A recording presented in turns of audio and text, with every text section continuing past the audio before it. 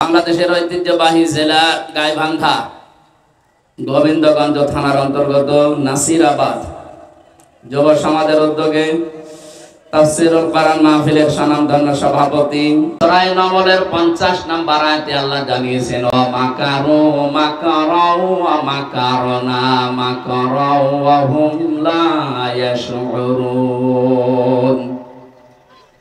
ফানজুর কাইফা কানা আকিবাতু মাকরিহিম। কোরআনে কারীমের এই আয়াত থেকে যেটা প্রমাণ পাওয়া যায়, এটা হযরতে সালেহ আলাইহিস সালামের জামানার ঘটনা কিছু এখানে আছে। হযরতে লূত নবী আলাইহিস সালামের কাহিনী আল্লাহ বর্ণনা করতে গিয়ে জানিয়েছেন ওই জামানার উম্মতেরা একটা বিশেষ গুনাহ অপরাধ পাপে লিপ্ত হয়েছিল, তার নাম সমকামিতা। বাংলাদেশে এটা অনেকে প্রমোট করার চেষ্টায় আছে। উপদেষ্টা মণ্ডলীতে যারা আছে তাদের ভেতরেও দু একজন এইটাকে প্রমোট করার জন্য, প্রতিষ্ঠিত করার জন্য বিভিন্ন কায়দা কৌশল করছে। আমরা স্পষ্ট জানাচ্ছি এটা আল্লাহর নিষিদ্ধ। এটা বাংলাদেশ জামায়াতে ইসলামী, বিএনপি এদের নিষিদ্ধ কাজ না, এটা একেবারে সরাসরি নিষিদ্ধ কাজ। কার? হাজার হাজার বছর আগে এই গণাটা যারা জারি করেছিল, আল্লাহ তাদেরকে এমন আযাব দিয়েছেন, পুরা জমিনটাকে উলট করে জিবরাইলকে দিয়ে উল্টিয়ে ডেড সি বানিয়ে দিয়েছেন, মৃত সাগর। এখনো পৃথিবীর বুকে জর্ডান নামে একটা রাষ্ট্র আছে, সেখানে যান এই অস্তিত্ব পাবে। মৃত সাগর বানিয়ে দিয়েছে এই সমকামিতা, এই গুনাহ, এই অপরাধ, এই পাপের কারণে। আমার তো মনে হচ্ছে কিছু ষড়যন্ত্রকারী, কিছু কৌশল যারা করছে, যারা দুর্বিসন্ধি করছে, এরাও বাংলাদেশকে একটা মৃত জাতি, ডেড সি, মৃত সাগর বানানোর জন্য চিন্তা ভাবনায় আছে। আমরা মুসলমান যারা আছি এদেশে কখনো এই অপরাধ এই দেশে সংগঠিত হতে দেব না। এটা রুচিতে নেয় কি করে তাদের, মানুষ বিপরীত লিঙ্গের প্রতি তাদের আকর্ষণ আসবে, এটা স্বাভাবিক। আপনি পুরুষ হয়ে পুরুষকে বিয়ে করবেন, মহিলা মহিলা বিয়ে করবে, এটা একটা কথা হলো? আপনি মানুষের তালিকা থেকেই তো বাদ চলে যাচ্ছে। সুতরাং মানুষ হিসাবে যদি আপনি দাবি করতে আর না চান যে আমি আর মানুষ নেই, আমিও পশু হয়ে গেছি, যান আপনি অন্য কোনো জায়গায় যান, পশুরা যেখানে থাকে ওখানে যান। আল্লাহ বলার ষড়যন্ত্র করেছিল হযরতে লূত আলাইহিস সালাম এই কাজে বাধা দেওয়ার কারণে। আমি আল্লাহ কৌশল করেছি। ওরা যে ষড়যন্ত্রের মাধ্যমে হযরতে লূত আলাইহিস সালামকে জমিন থেকে বিদায় করে দেওয়ার জন্য কৌশল অবলম্বন করেছিল, আমি আল্লাহ এমন কৌশল করলাম, ফানজুর কাইফা কানা আকিবাতু মাকরিহিম। হে নবী, আপনি তাদের ষড়যন্ত্রের দিকে একটু নজর করে দেখেন কি অবস্থা বানিয়েছি এই ষড়যন্ত্রকারীদের। আন্না, অবশ্যই আমি দাম্মারনাহুম, তাদেরকে আমি আল্লাহ শিকড় কেটে দিয়েছি, ধ্বংস করে ফেলেছি। ফাকাউমাহুম আজমাইন, এবং তাদের জাতির ভেতরে যারা এই অপকর্মে লিপ্ত ছিল তাদেরকে আমি বেছে বেছে দুনিয়া থেকে ধ্বংস করে দিয়েছি। সুতরাং আজ শুধু সমকামিতা না, বাংলাদেশে আল্লাহর নিষিদ্ধ যে কাজগুলো আছে যারা জারি করতে চান, মুসলিম হিসাবে, এজ এ ইমানদার হিসাবে আমাদের দায়িত্ব হয়ে পড়ে তাদের এই কাজে অন্তত বাধা দেওয়া। কথা বলেন না কেন? দোতলা নৌকায় আমরা মনে করেন যাচ্ছি, উপর তলাতে আমরা আছি, নিচ তলাতে এমন কিছু মানুষ আছে যাদের পানির প্রয়োজন, পানিতে হলে উপরে আসা লাগে। মানে আমরা যদি বলি ভাই এত ডিস্টার্ব করেন কেন, নিচেই তো পানি আছে, একটা তক্তা খুলে নিলেই তো পানি পাওয়া যায়। ওরা যদি বলে ঠিক আছে ডিস্টার্ব হয় আর আসবো না, নিচে যেয়ে যদি একটা তক্তা খুলতে আরম্ভ করে, আমরা যারা উপরে আছি যদি বলি ঠিক আছে যা করছেন করেন, লা ইলাহা ইল্লাল্লাহ, বেঁচে থাকা যাবে? বলেন বলেন। যারা ওই তক্তা খুলছে তারা যেমন ডুববে, উপরে যদি কাবা শরীফের ইমামও থাকে সেও ডুববে। এই কারণে জীবনের উপরে রিস্ক নিয়ে হলেও বাধা দেওয়া লাগে অন্যায় কাজে। সমকামিতা যেমন নিষিদ্ধ, সুদও নিষিদ্ধ। এত আসতে বলেন কেন? সুদ যে নিষিদ্ধ এটা কি মনে করেন আপনারা? আজ বাংলাদেশের সুদ ভিত্তিক অর্থনীতি বন্ধ করার জন্য ইসলামী ব্যাংক বাংলাদেশ লিমিটেড এরা বহু চেষ্টা চালাচ্ছিল, কিন্তু জালেম, এই অবৈধ এবং এই স্বৈরাচার ফ্যাসিস্ট সরকার আসার পরে সবচাইতে বড় টার্গেট ছিল তাদের এই ইসলামী ব্যাংক। এস আলমকে লাগিয়ে ৭৫,০০০ কোটি টাকা এখান থেকে মারি কাটিং করেছে, একেবারে ফকলা বানিয়ে ফেলেছে ব্যাংকটাকে। অথচ বিশ্বের ইতিহাসে ইসলামী ব্যাংক যেভাবে এগিয়ে যাচ্ছিল, এই ১৫.৫ বছরে আমার মনে হয় সবচাইতে উপরে থাকতো এটা। এটা গ্রাম অঞ্চলের মানুষ আমরা, এটা যেহেতু রেকর্ড হচ্ছে এই কারণে বলছি। বাংলার বহু মানুষ অর্থনীতি যে একটা ইবাদত অনেকে জানেই না, ব্যাংকিং ব্যবস্থা যে একটা ইবাদত ওটাকে জানে না। এই জন্য সুদের মতো এই মারাত্মক গণাতে নিজেদেরকে জড়িত করে শেষে আল্লাহ রসুলের সাথে যুদ্ধ করার নামান্তর এবং মায়ের সাথে জেনা করার মতো গণা নিয়ে কবরে যাচ্ছে। বলেন নাউজুবিল্লাহ। আমরা আহ্বান জানাবো, যারা অন্তত লেখাপড়ায় অভ্যস্ত আছে, যারা জ্ঞান অন্বেষণ করতে চান, তারা ইসলামী অর্থনীতির যে মূল নীতিগুলো আছে এগুলো পড়ে। আপনি দেখেন ব্যাংকিং ব্যবস্থায় এই যে ব্যবসা বাণিজ্যে মোশারাকা আছে, মোদারাবা আছে, মোরাবাহ আছে, বায়ে সালাম আছে, বায়ের মুআজ্জাল আছে, বায়ে মুহাসসান আছে। এই বিষয়গুলো আমরা অনেকেই জানি না, কারণ এগুলোর আলোচনা নেই এই দেশে। সুদ ভিত্তিক অর্থনীতির উপরে অঙ্ক কষা হয়, আমাদের সিলেবাসে এই নিয়মগুলো দেওয়া হয়, কিন্তু কোরআনে কারীম বর্ণিত সুদের বিরুদ্ধে যে অর্থনীতি আছে যাকাত ভিত্তিক, এইটার কোনো আলোচনা আমাদের সিলেবাসে নেই।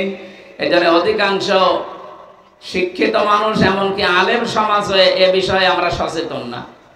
আমি সহ আজকে থেকে যারা এসেছি, এটা একটা ইবাদত মনে করি। এই বিষয়ে জ্ঞান অর্জন করার মাধ্যমে এই পাপ থেকে বাঁচার জন্য চেষ্টা চালাতে হবে। আল্লাহ রাব্বুল আলামিন বলেন, ওরা যে কাজ করেছিল, হে নবী, ফাতিলকা বুয়ুতুহুম খাওয়ায়াতাম বিমা যালামু ইন্না ফি যালিকা লাআয়াতান লিকাউমিন ইয়ালামুন। খুব খেয়াল করে শুনবেন। ফাতিলকা বুয়ুতুহুম খাওয়ায়াতাম বিমা যালামু, রব্বুল আলামিন বলেন, ওই বাড়িগুলোর দিকে আপনি একটু তাকান। ওদের এই জুলুম, এই পাপ, এই অপরাধ, এই সীমা লঙ্ঘনের কারণে বাড়িগুলোকে আমি উজাড় গৃহ, ভূমিহীন, মানুষজনহীন, জনমানব শূন্য বিরান গৃহ বানিয়ে দিয়েছি। ১৫০০ বছর পর এই আয়াতটা পড়লাম কোন কারণে? এ বাংলাদেশে যারা আল্লাহর নিষিদ্ধ কাজগুলো জমিনে জারি করার মাধ্যমে যারা সীমা লঙ্ঘন করেছিলেন, আল্লাহ পাক যেন আজ হাত দিয়ে দিয়ে ওই জালেমদের বাড়ি ঘরগুলো আমাদেরকে দেখিয়ে দিচ্ছেন। আজ তাকান, আগস্টের ৫ তারিখের পরে এই বাংলাদেশের ৬৪ জেলা, ৬৩০টা থানা, যতগুলো জায়গায় আমি গেলাম, অধিকাংশ জায়গায় জালেম যারা, জালেমদের দোসর যারা, তাদের বাড়ি ঘর পর্যন্ত আল্লাহ উজাড় গৃহ বানিয়ে দিয়েছেন। আপনি টের পাচ্ছেন না কোরআনের কথা কত বাস্তব? আমি আমার কুষ্টিয়ার কথা বলছি। মাহবুবুল আলম হানিফ কি দাপটের লোক ছিল বলেন তো? বাংলাদেশে শেখ হাসিনার পরে যদি ওবায়দুল কাদের থাকে, তারপরে হানিফ সাহেব ছিল। অথচ তার বাড়িটা আজকে বিরান গৃহ হয়ে গেছে। আমার তো মনে হচ্ছে ওটা জাতীয় টয়লেট হয়ে যাবে। ৩ মাসে যে অবস্থা, ইট খুলে খুলেও মানুষ নিয়ে চলে গেছে। কয়েকদিন আগে আপনারা দেখেছেন একটা পচা ডিম খেয়েছিল আদালতে হাসানুল হক, নুনু মিয়া, ওর বাড়ি ঘর পর্যন্ত মানুষ। আল্লাহ আয়াতটা আমার মনে হচ্ছে আমাদেরকে এখন আঙ্গুল দিয়ে দেখাচ্ছে। ফাতিলকা বুয়ুতুহুম, বাইতুন না বুয়ুত, বহু বচন দিয়েছেন। হোম মানে তাদের, যারা আল্লাহর কোরআনের বিরুদ্ধে সীমা লঙ্ঘন করেছিল, যারা, আপনি দেখেন তাদের এই বাড়ি ঘরগুলো আজ কি অবস্থা তাদের জুলুমের কারণে। সারা দেশের অবস্থা এক না বিপরীত আছে? এমনকি সর্বোচ্চ জায়গা যেটা আপনি কালকে পেপারে দেখেছেন, যেখানে মানুষের কোলাহল ছিল, মানুষ একটু যেতে পারলে নিজেকে ধন্য মনে করত। অনেকে যদি জীবনে একবার গেছে, আমি দেখেছি আবেগে সোমা খেত ওই বাড়িতে, এত ভালোবাসা ছিল। অথচ 3 মাসের ব্যবধানে কি অবস্থা হয়ে গেছে বাড়ির। এখন মনে হয় ভূতও ওখানে থাকে না। কি কথা বলেন না কেন? পৃথিবীর ইতিহাস এইটাই বলে। আপনি চেঙ্গিস খানের দিকে তাকান, তার জীবনী পড়েন, হিটলারের জীবনের দিকে তাকান, কোথায় তাদের সেই দাপটের বাড়ি ঘর যেখানে বসে বসে মানুষ হত্যা করার প্ল্যান করত। আল্লাহ বলেন খাওবিয়াতাম বিমা যালামু, তাদের এই জুলুমের কারণে বাড়ি ঘরের অবস্থার দিকে আপনি একটু তাকান না কেন? যেখানে যেখানে মানুষ হত্যা করার প্রাণ হয়, জুলুমের কথাবার্তারা দুর্বিসন্ধি হয়, ওই জায়গাগুলো আল্লাহ অভিশপ্ত করে দেয়। আবু জাহেলের বাড়িতে যেহেতু এইগুলো হতো, এমনকি নবীকে হত্যা করার জন্য ষড়যন্ত্র করত, এই জন্য আল্লাহ আবু জাহেলের বাড়িকে ইন্টারন্যাশনাল পায়খানা বানিয়ে দিয়েছেন। কথা বলেন না কেন? পৃথিবীর ইতিহাস সত্য, এজন্য আল্লাহ ইতিহাসের কসম দিয়েছেন, ওয়ালা আসরি, ইতিহাসের কসম। পৃথিবীর অনেক কিছু অনেকে ভুলে যেতে পারে, ইতিহাস কিন্তু সব ধারণ করে রাখে। আমরা হয়তো আর 50-100 বছর পরে এখানে কেউ থাকবেন না, কিন্তু ইতিহাস, কথা বলেন না কেন, ইতিহাস থাকবে। হয় আপনাকে স্মরণীয় নাই নিন্দনীয়, যে কোনো একটা করে রাখবে।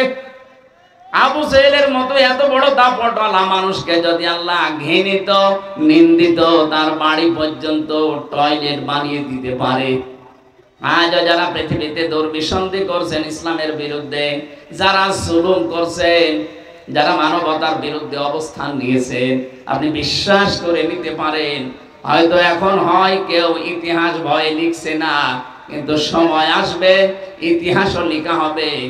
এই জুলুমের কারণে আপনাকে যেমন ঘৃণিত নিন্দিত করে জাতির কাছে উপস্থাপন করা হবে, আপনার বসবাসের ওই বাড়ি ঘর পর্যন্ত দেখবেন বিরান হয়ে গেছে। আল্লাহ বলেন খাওবিয়াতান, বিরান ভূমি বানিয়ে দিয়েছি। আপনি একটু তাকান না কেন ওইদিকে? 1500 বছর আগে আয়াতটা নাযিল করে লূত আলাইহিস সালামের জামানার মানুষদের কথা আল্লাহ স্মরণ করিয়েছিলেন। আমার মনে হচ্ছে 2024 সালের 5 আগস্টের দিন থেকে আল্লাহ আমাদেরকে জানাচ্ছেন, ও বাংলার মানুষেরা একটু তাকাও, ফাতিলকা বুয়ুতুহুম।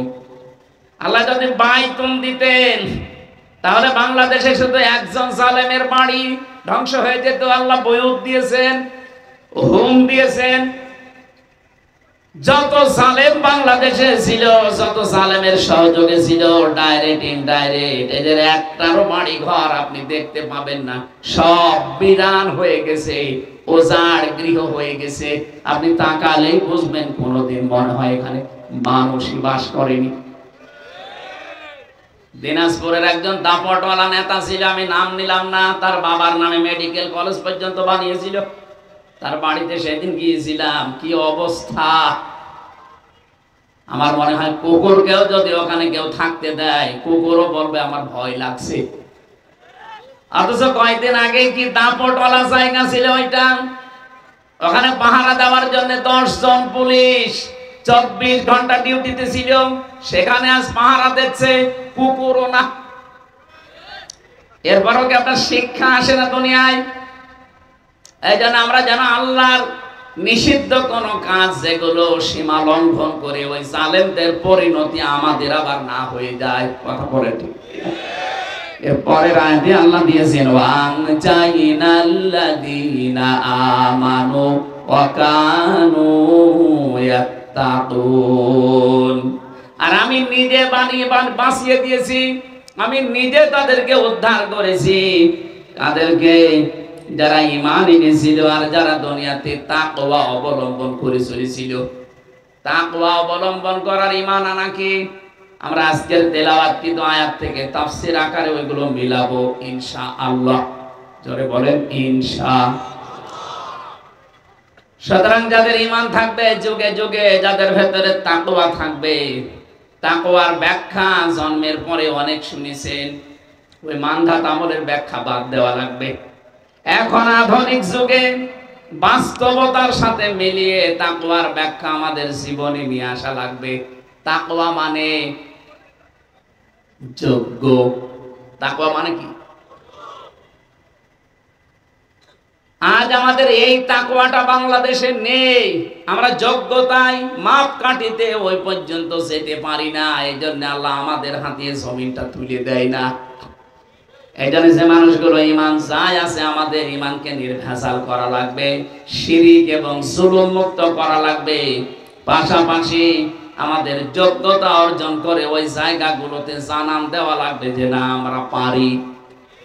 আরে দেশে যারা একামতে দিনের দায়িত্বে আছে তাদের মেন টার্গেট কিন্তু এইটা, যে জাতিকে আমরা যোগ্যতা সম্পন্ন করে তুলতে চাই।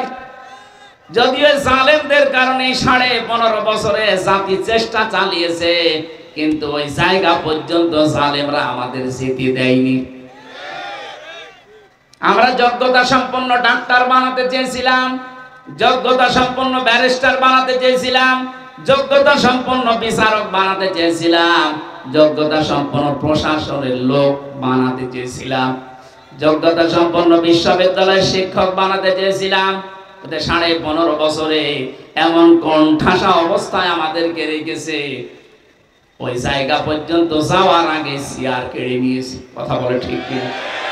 এখন যেহেতু সময় সুযোগ আল্লাহ আমাদের হাতে এনে দিয়েছেন, আমাদের উচিত হবে তাকওয়ার আসল ব্যাখ্যা যেটা, আমাদেরকে এই পৃথিবীতে যোগ্যতা সম্পন্ন হয়ে আল্লাহকে দেখাতে হবে আল্লাহ আমরা পারি। আমরা আরো জোরে বলেন আমরা, আরো জোরে বলেন আমরা। শুধু ঘরের ভেতরে, খানকার ভেতরে, মসজিদে, মাদ্রাসায়, দরগায় বসে থাকার জন্য আল্লাহ আপনাকে পাঠায়নি। আল্লাহ পাক বলেন ইন্নী জাইলুম ফিল আরদি খলিফা, আমি জমিনে খলিফা পাঠাতে চাই। আল্লাহ কিন্তু এখানে বলেননি ইন্নী জাইলুম ফিল মাদারিসি খলিফা, ইন্নী জাইলুম ফিল মাসাজিদি খলিফা, ইন্নী জাইলুম ফিল খানকা খলিফা। আমি মসজিদে, মাদ্রাসায়, খানকায় খলিফা পাঠাতে চাই। এই কথা কোরআনে আছে। আরো জোরে বলেন। জবাব দেওয়া লাগবে, কথা বুঝলে বলেন। আল্লাহ কি কোরআনে কোন জায়গায় দিয়েছেন আমি খানকায় খলিফা পাঠাতে চাই? বাংলাদেশে যত খলিফা কোন জায়গা থেকে আসে? খানকা, দরবার থেকে খলিফা আসে। কিসের খলিফা আপনি? আপনাকে আল্লাহ দরবারে পাঠিয়েছে, মসজিদে, মাদ্রাসায়, খানকায়, দরবারে না। আল্লাহ বলেন ইন্নী জাইলুম ফিল আরদি খলিফা, জমিনে পাঠাতে চাই। এই জমিনটা 53 বছর ফাঁকা ছিল, খলিফার দায়িত্ব আমরা পালন করতে পারি না। এজন্য জালেমরা 180 মাইল বেগে চালিয়েছে। আপনি কথার অর্থ না বুঝলে অন্তত যারা স্টেজে আছে তারা বোঝার চেষ্টা আছে।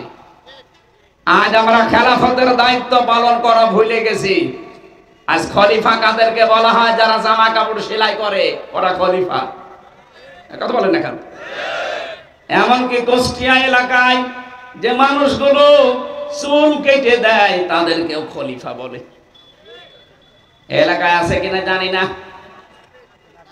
নাপিত বলে, খলিফাও বলে, বলে খলিফার কাছে যাচ্ছি। চুল কেটে দিলে যদি খলিফা হয়, কাপড় চোপড় সেলাই করলে যদি খলিফা হয়, তা আল্লাহ যে খলিফা পাঠালেন ওই খলিফা কোথায় পাবেন আপনি? ওদেরকে তো জমিনে পাওয়া যাওয়া লাগবে। ইন্নী অবশ্যই আমি জাইলুম ফিল আরদি খলিফা। কোরআনের আয়াতে এত সহজ শব্দ বোঝেন না কেন? আল্লাহ কি বলতে পারতেন না ইন্নী জাইলুম ফিল দরবার খলিফা, যে আমি দরবারে পাঠাবো খলিফা? উনি যখন বললেন জমিনে পাঠাবো, জমিনে আমরা কই? আল্লাহর খলিফাদেরকে তো দেখা যায় না। আল্লাহর খলিফাদের যখন জমিনে আসতে বলা হয়, বড় বড় টুপি মাথায় দেওয়া, জুব্বা গায়ে দেওয়া, বিশাল পাগড়ি মাথায় দিয়ে বলেন না আমরা জমিনের খলিফা না, আমরা দরবারের। কোন জায়গা? আমরা খানকার খলিফা। পিটিয়ে লম্বা করবে আল্লাহ তোমারে, আমার খানকার খলিফা বানিয়েছে আল্লাহ। জমিনে আর সুদ, ঘুষ, সমকামিতা পর্যন্ত আরম্ভ করার চেষ্টায় আছে। এমনকি আগস্টের 5 তারিখের আগ পর্যন্ত আল্লাহর সার্বভৌমত্বে যারা বিশ্বাস করে তাদের নিবন্ধন পর্যন্ত এই সালেমরা বাতিল করে দিয়েছিল। কোনদিন চিন্তা আসে না, খালি আন্দাজে দোষ দেন, ওদের আকীদা খারাপ, ওরে শয়তান। বাংলাদেশ জামাতে ইসলামের ভেতরে ওরা সাহাবায়ে কেরামকে মিয়ারে হক মানে না, এই কারণে যারা ছিল জালেম তারা এদের নিবন্ধন বাতিল করেছিল না। আপনি জিজ্ঞেস করে দেখেন তো যে সাহাবায়ে কেরামকে মিয়ারে হক মানে না এই কারণে নিষিদ্ধ, জীবনও না। যতগুলো কারণ আমরা আন্দাজে বলি যে ওদের আকীদা খারাপ, একটার জন্যও জামাত নিষিদ্ধ ওরা করে নাই, ওরা করেছিল এই কারণে যে জামাত ইসলাম মনে করে সার্বভৌম ক্ষমতার মালিক, আইন তৈরি করার মালিক আল্লাহ। এটা জামাত ইসলাম মনে করবে মানে আপনি কি হয়েছেন? আপনি যে ফতোয়াবাজি করেন আপনার আকীদা ঠিক নেই। আপনার যদি এই আকীদা না থাকে আপনি কাফের। আবু জেহেল আল্লাহকে একজন আছে বিশ্বাস করতো, কিন্তু আল্লাহর সাথে শিরিক করতো। এ বাংলাদেশের বহু মানুষকে আমরা দেখতে পাচ্ছি, ওরা বলে ক্ষমতার উৎস জনগণ। এদেশে নেই? আপনি টাটকা নির্ভেজাল মুশরিক, আপনি লিখে নেন টাটকা নির্ভেজাল মুশরিক। আপনি আপনার জুব্বা যত বড় থাক আর যত বড় দরবারের খলিফা হন, যারা ক্ষমতার উৎস জনগণ বলে এরা মুশরিক। যারা শিরিক করবে এরা কি? কথা বলেন না কেন? আন্নাল কুওয়াতা লিল্লাহি জামিআ, সব ক্ষমতার উৎস কে? বলিল্লাহুম্মা মালিকাল মুলক, ক্ষমতার মালিক কে? এই কথাটাই তো জামাত ইসলাম বলতো। তাদের গঠনতন্ত্রে দেখেন লেখা আছে ক্ষমতার উৎস জনগণ নয়, ক্ষমতার সার্বভৌম মালিক কে? এই কারণে নিষিদ্ধ করেছিল। আপনি টের পান?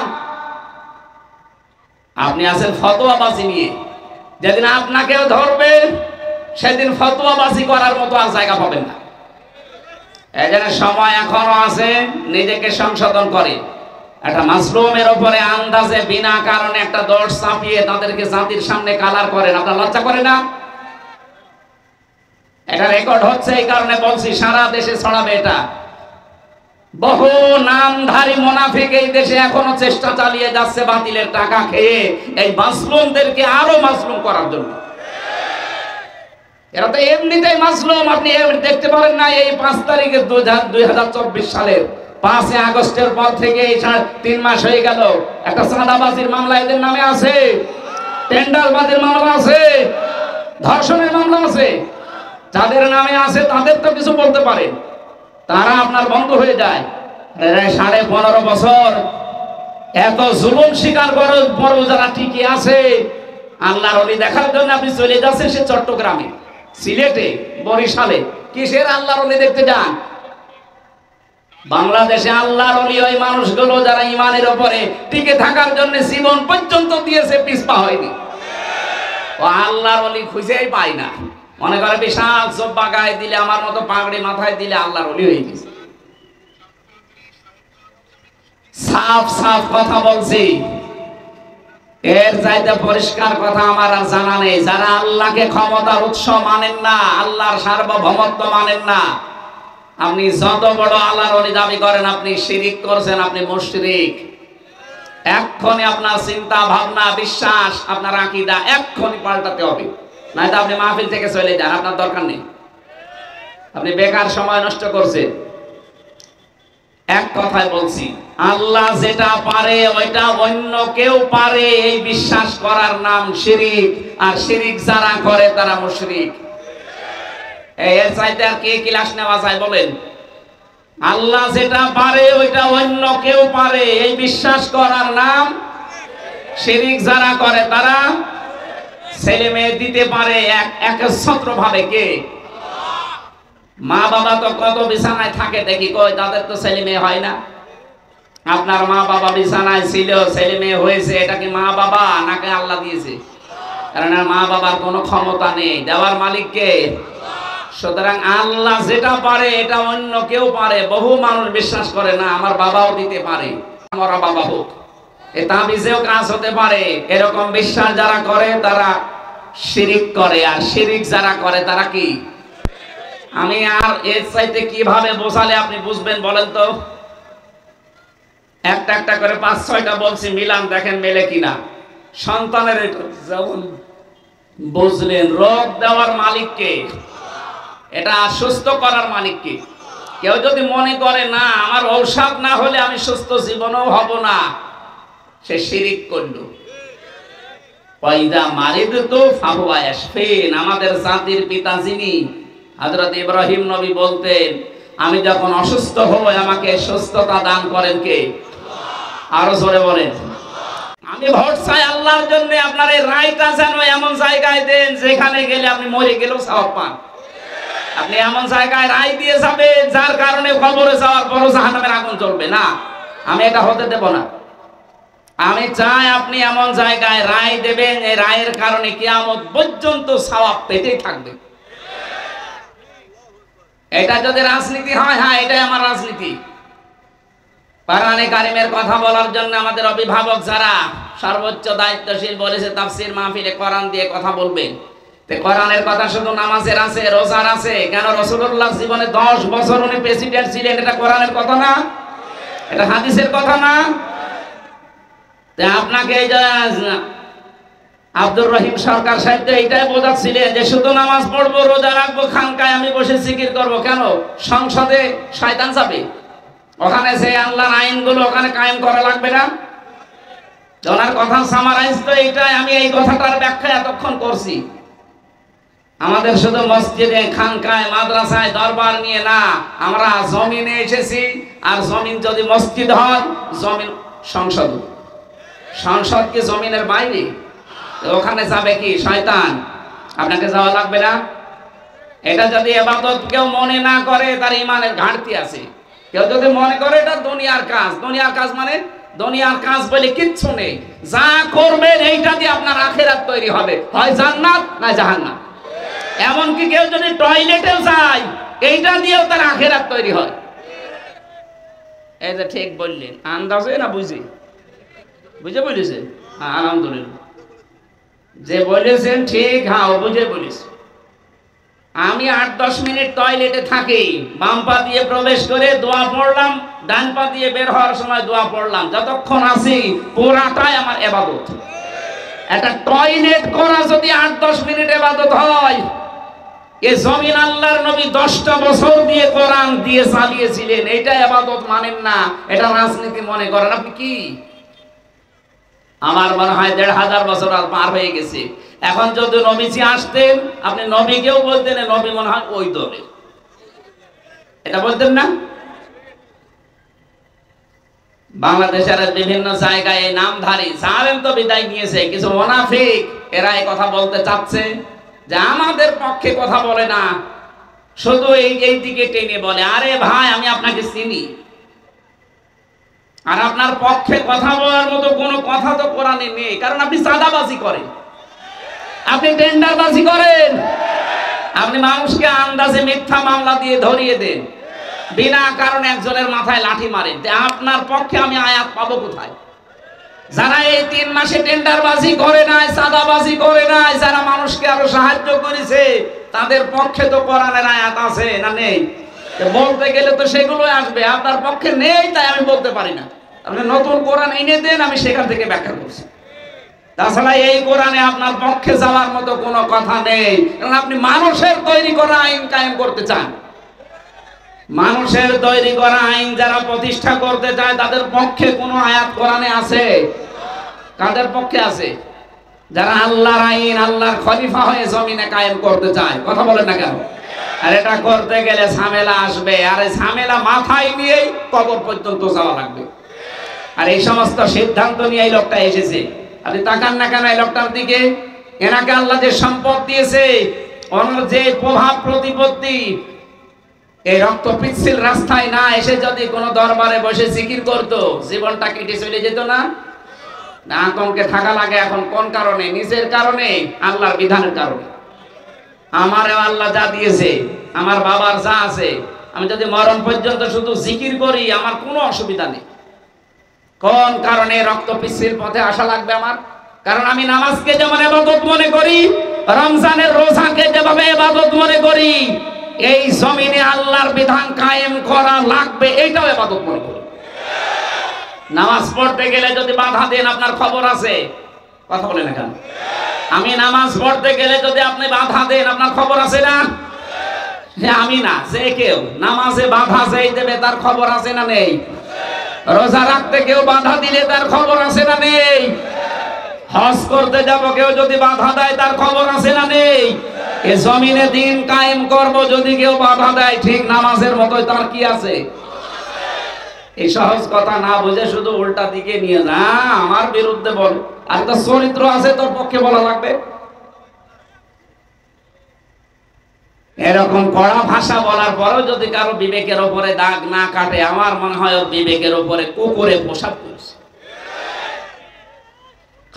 আল্লাহ আপনাদেরকে সম্মতি দিন, বলেন আমিন। আমার আজকের আলোচনার বিষয় আমি সাজিয়েছিলাম, গাড়িতে আসার সময় লিখছিলাম সুসংবাদ। বহু দুঃসংবাদ শুনেছি 15.5 বছর, এখন আমরা সুসংবাদ শুনতে চাই। আর সুসংবাদ দিতে পারে কে বলেন তো? সূরা হামিম সাজদা 54টা আয়াত আছে, মাত্র একটা আয়াত পড়েছি, 30 নাম্বার আয়াত। আল্লাহ পাক আজকের আয়াতে কিছু সুসংবাদ আমাদেরকে দিতে চাচ্ছেন। যদি আমরা সত্যি আয়াতটা মেনে নিতে পারি, বাকি জীবনে আপনি আসলে সুসংবাদ পাবেন।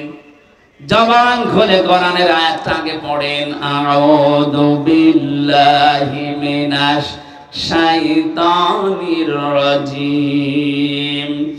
বিসমিল্লাহির রহমানির রহিম।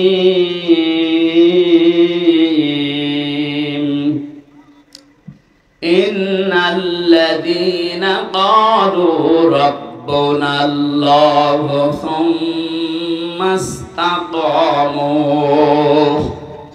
আল্লাহ পাক বলেন অবশ্যই যারা এই কথা বলতে পারে যে আমাদের রব আল্লাহ, আমাদের রবকে, এটা কি শুধু মুখে মুখে? মন থেকে যারা এই কথা বলে আমাদের রব আল্লাহ, আমি তো দেখেছি এই কথাটা বলার কারণে বহু মানুষ এই দুনিয়াতে এমন অবস্থা তাদের হয়েছে, যেই দিন বলেছে ইন্না সলাতি ওয়া নুসুকি ওয়া মাহইয়ায়া ওয়া মামাতি লিল্লাহি রাব্বিল আলামিন। আমি আমার বাবার জন্য দেইনি, আমার নেতার জন্য দেইনি, আমার দাদার জন্য দেইনি, দিয়েছি লিল্লাহি রাব্বিল আলামিন। আমার নামাজ, আমার কুরবানি, আমার বেঁচে থাকা, আমার মরে যাওয়া সব আমি আল্লাহর জন্য দিয়ে দিয়েছি, যিনি বিশ্ব জাহানের রব। কি তিনি? কি রব? বলেন কি? এই শব্দটা শুনতে যত ছোট, এ বাস্তবতা অত ছোট না। আমি কোরআন হাদিসের যতটুকু পড়াশোনা করেছি, আমার মনে হয় সব আল্লাহ এই রবের ভেতরে লুকিয়ে রেখেছে। ওই সেই প্রথম রূহের জগতে যখন ছিলাম, তখনই রব সম্পর্কে আমাকে আগে জানানো হয়েছিল, আলাস্তু বিরাব্বিকুম, আমি কি তোমাদের রব না? সবাই এক বাক্যে বলেছি ক্বালু বালা, অবশ্যই আপনি আমাদের রব। এখান থেকে যখন মায়ের পেটে আসলাম, এরপরে দুনিয়ার জীবনে আসার সঙ্গে সঙ্গে রব সম্পর্কে আমাকে কিন্তু তথ্য জানানো হয়েছে। শুধু এতটুকুই শেষ না, এখান থেকে যখনই মানুষ মৃত্যুর দিকে ঢলে পড়ে, মরণের সময়ও তাকে রব সম্পর্কে জানানো হয়। মানুষ যখন মারা যায় তখনই কিন্তু রব সম্পর্কে প্রশ্ন হয়, মার রব্বুকা। কথা বলেন ঠিক কিনা? একটা একটু করে মিলিয়ে দেখবেন, জীবনের শুরু থেকে শেষ পর্যন্ত সব জায়গায় সম্পর্ক রবের সাথে। বিশাল জীবনের এই যে রূহের জগৎ থেকে কবরের জগৎ পর্যন্ত যাবার বিশাল জায়গা, প্রতিটি জায়গায় রব রব আর রব। দুনিয়ার এই ছোট্ট জীবনে যারা আমরা 60, 70, 80, 90 বছর হায়াত পাই, এই হায়াতে যারা এটাই টিকে থাকতে পারবে, আমার রব আল্লাহ, সুম্মা ইসতাকামু, খেলাধুলা করবে না, ইস্তেকামাত পয়দা করবে, এর উপরে টিকে থাকবে, অটল থাকবে, স্থিতিশীল থাকবে। তাতানাজ্জালু আলাইহিমুল মালাইকা, আল্লাহ পাক বলেন মানুষগুলোর বিপদে আপদে পড়লে আমি আল্লাহ ফেরেশতা নাজিল করেও সাহায্য করব। শুধু করব না, তাতানাজ্জালু মুজারে, বর্তমান ভবিষ্যৎ প্রেজেন্ট ফিউচার এখন যেমন করছি একজন ফেরেশতা দিয়ে না, মালায়েকা বহু বছর সামনে কিয়ামত পর্যন্ত রবের উপরে যারা টিকে থাকতে পারবে তাদেরকে সাহায্য করবেন কে? আল্লাহ এতটুকু দুনিয়ায় শেষ করেন নিওয়া বিশিরু। আল্লাহ বলেন আল্লাহ তাখাফু ওয়ালা তাহজানু। তাদেরকে আমি এই কথা ফেরেশতাদেরকে দিয়ে বলাই, বলো তাদেরকে কোনো ভয় নেই, তোমাদের কোনো চিন্তা নেই। এজন্য যারা আল্লাহকে রব বলার পরে টিকে থাকতে পারে ওদের ভেতরের ভয় আল্লাহ দূর করে দেয়। আপনি দেখবেন ওরা ভয়হীন হয়ে যায়। দুনিয়ায় যত রকমের ভয় তাদেরকে দেখানো হয়, কোনো ভয় তাদেরকে কাবু করতে পারে না। 8 বছর 10 বছর আয়না ঘরের মতো জায়গায় থেকে এসে তো আমার মনে হয় তারা তাওবা করে আল্লাহকে ভুলে যাওয়ার কথা ছিল। কিন্তু তাকান ব্যারিস্টার আরমানের দিকে, আগের চাইতে ঈমান আল্লাহ তার আরো বাড়িয়ে দিয়েছে। এজন্য যারা আল্লাহকে রব বলার পরে সত্যি টিকে থাকতে পারবে এদের ভেতর থেকে ফেরেশতারা দুইটা জিনিস দূর করে দেবে, আল্লাহ তাখাফু ওয়ালা তাহজানু। কোনো ভয় নেই, কোনো চিন্তা নেই। ওয়াবশিরু বিল জান্নাত, ওই জান্নাতের সুসংবাদ গ্রহণ করেন। আল্লাযী কুনতুম তুআদুন, যার ওয়াদা আল্লাহ তোমাদের সাথে করেছেন। আল্লাহ আমাদের সাথে যে ওয়াদা করেছেন জান্নাতের, এই সুসংবাদটা পাওয়ার জন্য দুইটা কাজ দুনিয়ায় মাস্ট কি এখন থেকে আরম্ভ করা লাগবে। আল্লাহকে রব বলে স্বীকার করার পর তার ওই কথার উপরে টিকে থাকা লাগবে। কথা বলে ঠিক কিনা? এবার আসেন শব্দের ব্যাখ্যাগুলো যায়। প্রথম শব্দ কোরআনের এটাই বেশি, রব্বুন আল্লাহ, আমাদের রব। কোরআন শরীফের ভেতরে এই র আর বা এই শব্দটা আমি যত জায়গায় পেয়েছি 19টা অর্থে পেয়েছি। রব শব্দের সামারাইজ করে করে আমি 5টা অর্থে নিয়ে এসেছি। এই 5টা বিষয় যারা দুনিয়াতে মেনে চলতে পারবে কবরে যাওয়ার সঙ্গে সঙ্গে তারা বলতে পারবে রব্বি আল্লাহ, আমার রব আল্লাহ। জোরে বলেন সুবহানাল্লাহ। তাহলে প্রথম নম্বরে কি আমি তাফসীর থেকে নোট করেছিলাম, 1 নম্বরে রব শব্দের অর্থ, রব মানে সৃষ্টিকর্তা। রব মানে কি? আমার যে সৃষ্টিকর্তা একজন আছে তিনি আমার রব। এটার প্রমাণ আপনি কোরআনে কারীম পড়লে প্রথম যে আয়াত নাযিল হয়েছিল ওখানেই পাবেন, ইকরা বিসমি রাব্বিকাল্লাযী খালাক। পড়ো তোমার ওই প্রভুর নামে যিনি তোমাকে বানিয়েছেন।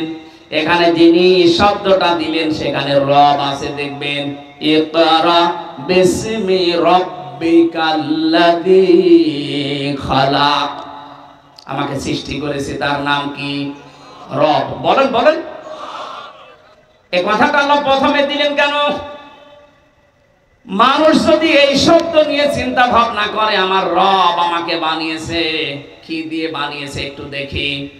হালাতান আলাল ইনসানি হিনুম মিনাদ দাহরি লাম ইয়াকুন শাইআম মাযকুরা। আল্লাহ পাক বলেন তোমার জীবনে কি এমন সময় যায়নি হামজা যে সময় উল্লেখ করার মতো তুমি কিছু ছিলে না, তোমার নাম ছিল না, পরিচয় ছিল না, তুমি যে চেয়ারে বসবে এটা তো কল্পনাই করা যায় না। বাবার ওই স্পার্ম এবং মায়ের ভাম এই দুইটা থেকে আমি যদি জাইগট তৈরি করি, ইংরেজিতে বলে সায়েন্সের ভাষায় জাইগট, এটা যদি না তৈরি করি ওই জায়গা থেকে আকর্ষণ করে দিতে পারতাম, ওখান থেকে যদি মিটিয়ে দিতাম, আজ নাম পরিচয় হামজা, মুফতি আমির হামজা, চেয়ারে বসা কিছু হতো না। এটা শুধু আমার একার জন্য, আপনাদের জন্য না। বলেন, রব মানে যারা সৃষ্টিকর্তা প্রথমে বিশ্বাস করবে তাদের প্রথম কাজ হবে তারা নত হয়ে যাবে, চিন্তা করবে আমি তো কিছুই ছিলাম না, কোথা থেকে আল্লাহ আমাকে এ পর্যন্ত নিয়ে আসলেন, আমি ব্যাখ্যায় যেতে পারছি না। 2 নম্বরে রব মানে রিজিক দাতা। সূরা জুমারের 50 নম্বর আয়াতে এই তথ্যগুলো আল্লাহ বিস্তারিত দিয়েছেন। যারা দুনিয়াতে রিজকের মালিক চাকরিকে, রিজকের মালিক ব্যবসাকে, রিজকের মালিক জমি জায়গাকে না, রিজকের মালিক দলীয় নেতাকে না, রিজকের মালিক মনে প্রাণে বিশ্বাস করবে কাকে? এটা বিশ্বাস করে শেষ না, কল্পনায় বাস্তবে দেখাতে হবে যে হ্যাঁ রিজকের মালিক আল্লাহ, আমি এটা মানি। হযরতে সুলাইমান নবী আলাইহিস সালামের যে ঘটনা আমরা শুনেছি সারা জীবন, রিজকের দায়িত্ব নবী পর্যন্ত নিতে পারে নাই। রিজকের দায়িত্ব নিয়েছিল শুধুমাত্র কে? এটা কিয়ামত পর্যন্ত তার আন্ডারে আছে। ওমা মিন দাব্বাতিন ফিল আরদি ইল্লা আলাল্লাহি রিজকুহা। আল্লাহু আকবার। আমি তথ্যগুলো লম্বা করা যাচ্ছে না। 3 নম্বরে রব মানে মাবুদ, এর পরিচয় আল্লাহ দিয়েছেন সূরা জারিয়াতের 56 নম্বর আয়াতে। 4 নম্বরে রব মানে আইনদাতা, এর পরিচয় দেওয়া আছে সূরা আরাফের 54 নম্বর আয়াতে। 5 নম্বরে রব মানে অভিভাবক, এর পরিচয় আছে সূরা আনামের 102 নম্বর আয়াতে। এক একটা শব্দের ভেতরে লক্ষ লক্ষ কথা তাফসিরে ইবনে কাসির আর ফি জিলালিল কোরআনে আছে। আমি সবগুলো আজকে নোট করেছিলাম, কিন্তু সময় আমাদের অনুকূলে এখন আর নেই। এখন আসরের নামাজ, ফরজ নামাজ না হলে আমরা আরো চালাতে পারতাম, যেহেতু ফরজ নামাজ। কি লিখেছেন এখানে? এখন দেখছেন কেন? আগে থেকে কি করলেন? এরা মাহফিলের এই খরচে একটু টানাটানি বেঁধেছে এদের। আপনাদের টাকা পয়সা যারা নিয়ে এসেছিলেন, অনেক কমিটির কাছে ব্যাগ হয়তো আছে, বা বিভিন্ন লোক আছে যারা হয়েছে আছে ব্যাগ নিয়ে, ওনাদের কাছে একটু দিয়েছে, ওরা যেন সাহস হারিয়ে না ফেলে। কোরআন প্রচারে যদি আপনার টাকা খরচ না হয়, তো কি আপনি রূপবানের গানে টাকা খরচ করবেন? হ্যাঁ না মমতাজকে নিয়ে এসে কনসার্ট দিয়ে টাকা খরচ করবেন? কোথায় ব্যয় করবেন আপনার টাকা বলেন?